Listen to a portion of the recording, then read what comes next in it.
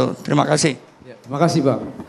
Menurut saya ini Abang berlebihan sekali ngomongnya karena Abang apalagi seorang dosen seharusnya berikan pencerahan lebih baik. Karena kalau Anda mengatakan bahwa itu dihapus, waduh itu gila-gilaan terjadi di mana-mana Bang.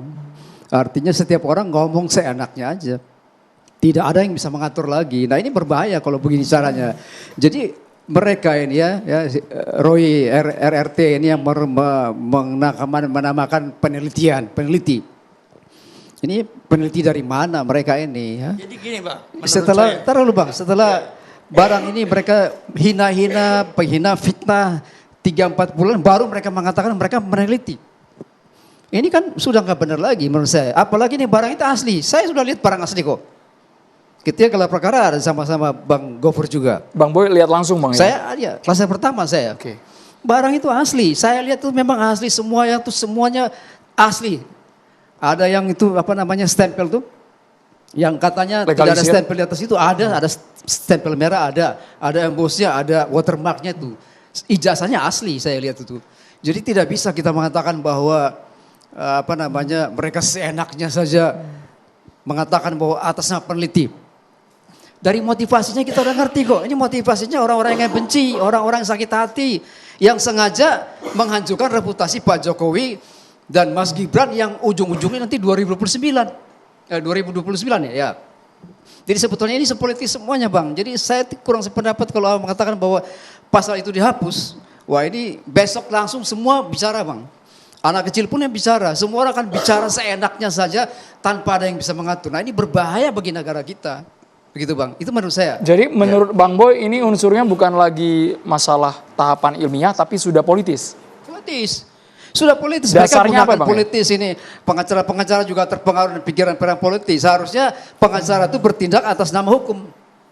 Bukan terpengaruh dengan acara apa unsur-unsur politis. Jadi ini nggak benar lagi menurut saya nih. Ya. Ini ada pengacara atau anak politisi. Begitu. Kita bicara pengacara, kita aturan hukum kita terapkan. Begitu Bang. Kami berargumen secara hukum. Bang Boy kalau mengatakan bahwa argumen kami argumen politik, coba ceklah argumen-argumen kami. Argumennya semua adalah argumen dengan bondasi hukum semua. Tadi kan nggak bisa dibantah juga oleh. Kalau Bang Boy katakan itu asli, itu kan versinya Bang Boy. Bahkan ijazah itu sebelum diperlihatkan juga kan mereka selalu mengatakan asli. Gitu. Tapi sama-sama lihat kan maksud sama-sama lihat. Sama-sama lihat Tapi nggak boleh dipegang, nggak boleh diraba, nggak boleh dielus-elus. Hanya boleh dilihat. Dan saya adalah orang yang pertama maju ke depan dan melihat dari jarak yang sangat dekat. Kalau Bang Boy bilang Bang Boy lihat, mohon maaf Bang Boy ada di belakang, nggak lihat juga, nggak maju juga ke depan. Saya maju ke depan. Maju ya, berarti jarak setelah saya ya, cuma berarti 30 ya. meter begini loh. Ini Berarti setelah saya ya. Saya lihat dengan mata kepala saya sendiri kok. Tapi itu kan versinya Bang Boy. Kalau Bang Boy bilang ada emboss, ada watermark, ada lintasan stempel, itu kan versinya Bang Boy. Ini sama-sama lihat apakah benda yang sama atau beda kan nih saya Bang? kan saksi, Kami melihat benda yang sama, tetapi yang penglihatan saya sebatas penglihatan saya yang didalilkan oleh Bang Boy ada emboss, ada watermark, ada lintasan stempel nggak ada. Ijazah itu sama seperti yang diunggah oleh Dian Sandi. Nggak berbeda loh. Sama. Ini Roy fotonya CS sama. ini ya. Foto SMA, foto meneliti S1-nya sama. Tapi mereka menuduh barang B palsu. Mana bisa ada aturan begitu? Anda meneliti barang A, ada menuduh barang B yang palsu. Loh, aturan dari mana? ijazah Pak Joko Widodo yang disita sebagai barang bukti berdasarkan ketentuan pasal 39 KUHP yang lama, itu kan sudah dikonfirmasi bahwa ijazah ini adalah ijazah yang disita dari Pak Jokowi. Kemudian begitu kita sama-sama lihat wujud fisiknya, nggak ada beda dengan yang diunggah oleh Dian Sandi. Fotonya sama, ada seorang pria berkumis, berkacamata. Ya pasti berbeda lah. Fotokopi, bedanya di mana? scan dengan barang asli masa mana berbeda? Anda matanya di mana? Pasti berbeda Saya dong. melihat. Namanya fotokopi yang asli pasti berbeda. Makanya. Yang Anda teliti itu fotokopinya, lalu Anda bilang itu palsu.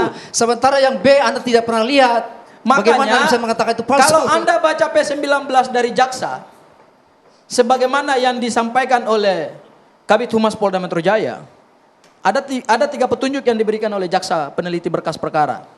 Yaitu pertama adalah perlu pendalaman terhadap saksi. 130 saksi diperiksa dalam perkara ini, menurut saya udah luar biasa. Barangkali ini salah satu sebatas pengetahuan saya, sependek pengetahuan saya dan sependek pengalaman saya dalam bidang hukum, ini baru perkara yang melibatkan 130 saksi. Kasus pembunuhan berencana melibatkan Ferdi Sambo aja nggak ada 130 saksi. Emang nggak Sebentar boleh dulu. 130 saksi? Sebentar dulu. Emang nggak boleh? Enggak, boleh. Tetapi yang dibutuhkan di dalam suatu penyidikan, membuat terang benderang perkara pidana itu, yang dibutuhkan bukan kuantitas saksi, kualitas saksi. Makanya petunjuk jaksa adalah dalami lagi keterangan saksi. Berarti 130 saksi yang keterangannya dituangkan dalam BAP dan diteliti oleh jaksa peneliti itu belum memberikan keyakinan. Itu satu. Kedua, dalami lagi adalah keterangan pendapat ahli. 22 ahli diperiksa, berbagai macam disiplin ilmu. Tetapi begitu dilihat BAP-nya oleh jaksa peneliti berkas, dalami lagi. Loh, ini 22 ahli. Yang ketiga, 700 barang bukti disita oleh Polda Metro Jaya. Apa rekomendasi atau apa petunjuk jaksa? Dalami lagi barang bukti. Dan ingat, berdasarkan pasal 239 KUHP yang baru, barang bukti itu menjadi bagian dari kekuatan pembuktian sebagai alat bukti. Bang Boy ditanggapi dulu boleh Bang? Emang begini Bang, emang nggak boleh. Kalau P19 itu nggak boleh. Jadi Anda mau supaya langsung PD1. Itu kan urusan jaksa. Anda kan bukan jaksa. Anda nggak ngerti cara kerjanya jaksa. Anda juga bukan penyidik. Anda nggak ngerti teknik penyidikan. Anda kan pengacara. Itu sama-sama pengacara. Kita hanya paham Anda paham nggak P19 itu artinya apa? Gitu. Apa? P19 itu artinya apa? P19 artinya ada yang kurang harus dilengkapi. Ada harus didalami. Kenapa harus dilengkapi? Ya kan? Karena kurang. Ya pasti kurang lah. Kenapa kalau kurang? Ya, Karena karena tidak kurang. memberikan keyakinan. Itu kan- karena gini. Kenapa jaksa menuntut supaya berkas ini lengkap? Karena beban pembuktian itu, sabar, beban pembuktian itu ada pada jaksa penuntut umum, beban pembuktian tidak ada pada penyidik Polda Metro Jaya, tetapi beban pembuktian pidana ada pada jaksa penuntut umum. Ketika jaksa mengembalikan berkas perkara dengan 3 fondasi hukum yang luar biasa, saksi kurang, pendapat ahli perlu didalami lagi, 700 barang bukti dianggap masih kurang. Anda butuh berapa lagi barang bukti dalam perkara ini? Ya. Ribuan barang bukti. Bang, 700 barang bukti berarti apa? Bang Freddy. Ijazah yang disita oleh Polda Metro Jaya beserta dokumen-dokumen pendukung seperti 13 ijazah pembanding, kemudian skripsi. Padahal itu kan sebetulnya dokumen yang paling penting. Tapi kenapa kemudian jaksa memberikan petunjuk dalami lagi barang bukti? Ya, Berarti barang bukti yang disita oleh Polda Metro Jaya belum membuat terang benderang perkara ini. Ya, saya tambahkan Bang Boy sedikit. Seperti kata Bang Boy tadi, biasa aja sebetulnya P19 dengan dilengkapi P18, ya, petunjuk untuk melengkapi dalam proses pidana biasa aja. Tapi saya pribadi senang dengan pernyataan Bung Sangaji ini karena ada bahan buat diskusi ke depan. Nah, pasti itu dibantahnya lagi. Nah, kalau sekarang karena itu P19,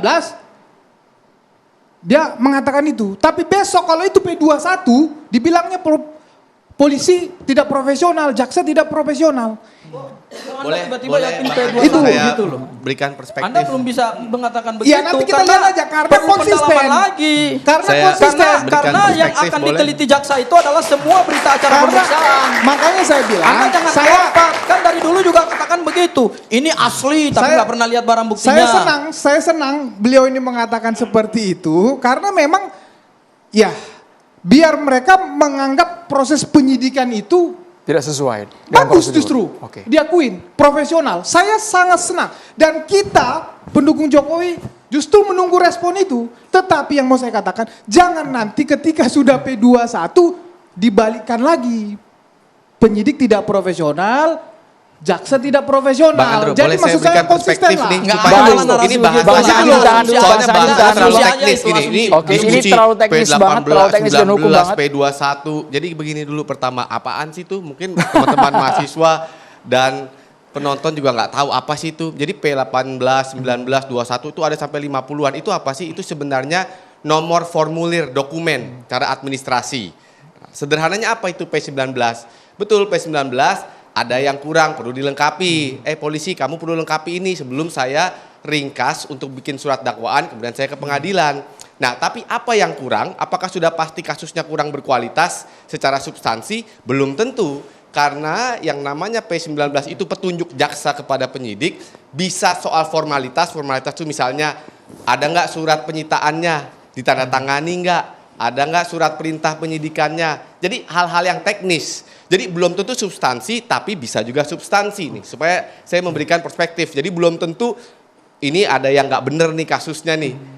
Ya, 130 kurang tadi, mesti 500, enggak, belum tentu juga. Karena bisa juga Jadi kuantiti ada hal tidak yang menjamin ya Bang Aristo ya? Kenapa? Kuantiti ahli, kuantiti saksi tidak menjamin. harusnya tidak menjamin, tapi evidentiary threshold atau standar pembuktian di Indonesia kita itu justru titik beratnya kepada kuantitas. Saya pernah bilang tuh, karena dua, saya bilang makanya dalam perkara ini kalau pertandingan bola, Pak Jokowi udah menang 3-0, Bang Sang Haji marah. Nah kenapa saya gunakan argumentasi itu? Karena titik berat threshold atau standar pembuktian di Indonesia itu ada angkanya 2. Nggak ada di negara lainnya angkanya 2, mestinya kualitas, tapi Indonesia masih menganut kuantitas. 2 itu magic number-nya. Oke, itu yang pertama.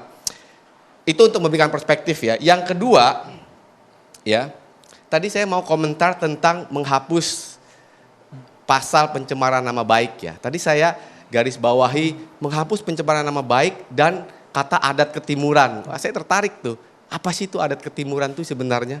Pernah nggak kita, itu sering diucapkan, tapi pernah nggak kita tanyakan apa tuh si adat ketimuran dan apa konteksnya di dalam keindonesiaan itu apa? Nah begini nih, ini menarik justru. Jadi justru 2 kata kunci itu adat ketimuran dan menghapus pasal pencemaran nama baik itu adalah 2 hal yang kontras saling bertentangan. Kenapa? Begini, adat ketimuran itu selalu dijelaskan dalam literatur Indonesia. Tadi persis itu kata kuncinya, seperti bapak dan anak. Itu namanya negara kekeluargaan. The family state. Artinya bapak itu harus dijunjung tinggi. Anaknya itu tidak boleh menghina-hina bapaknya. Oleh karena itu justru di negara yang menjunjung adat ketimuran ya seperti Indonesia justru diprotek itu bapaknya. Ya, makanya ada di KUHP kita penghinaan terhadap presiden, wakil presiden itu pidana. Itu refleksi ideologi dari adat ketimuran yang namanya family state atau negara kekeluargaan. Lebih spesifik lagi namanya negara integralistik oleh Profesor Supomo dulu pada waktu BPUPKI mengatakan itu. Itu yang Oke teman-teman, kembali lagi kepada saya, salam NKRI harga mati. Gimana teman-teman, kita sudah menonton sebuah cuplikan video yang di atas dan ada beberapa komentar yang mengatakan di mana para profesor orang intelek tak berani mengungkapkan kebenaran, seolah-olah jadi penonton. Apa gunanya sekolah tinggi-tinggi kalau tak mau tampil di muka umum? Indonesia udah mau hancur kayak gini.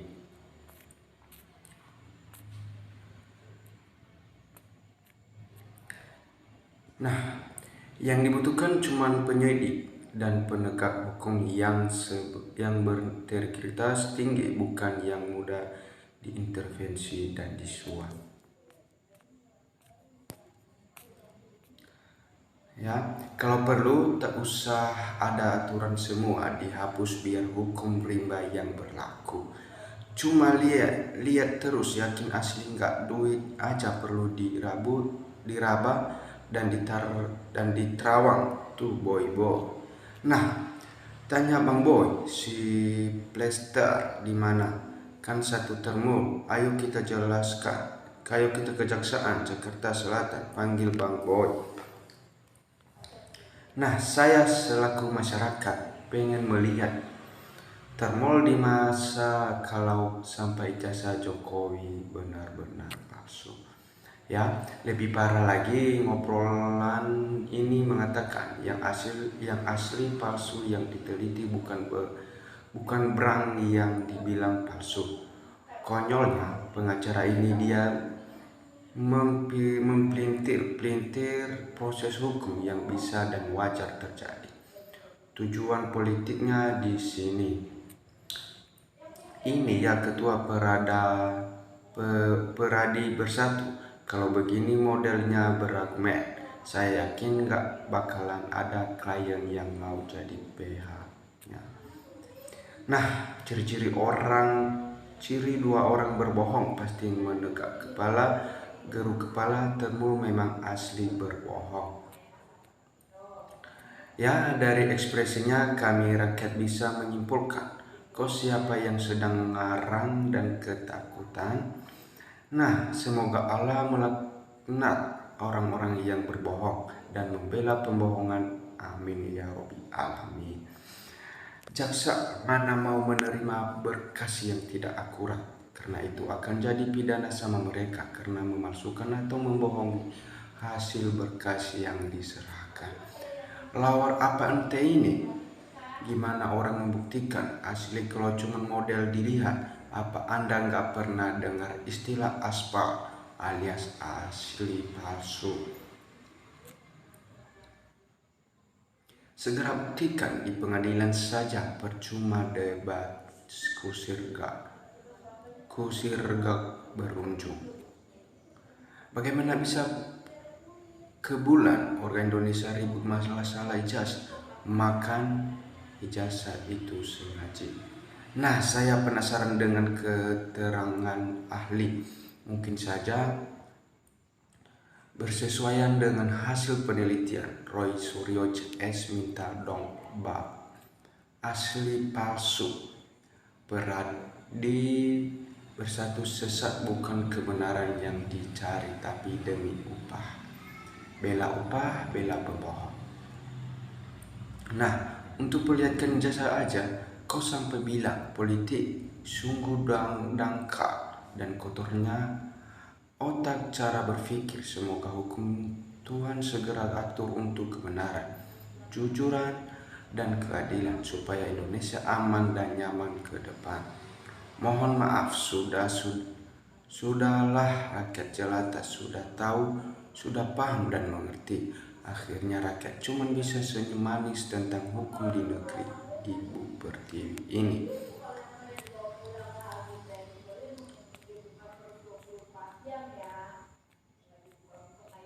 Nah, pandai bicara Bapak pengacara merasa paling benar sendiri, kurang menghargai proses hukum.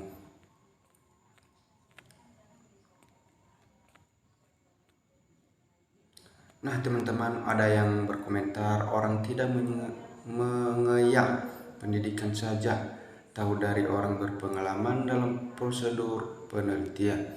Sejak kapan penelitian barang bekas bungkus kue sebagai penelitian?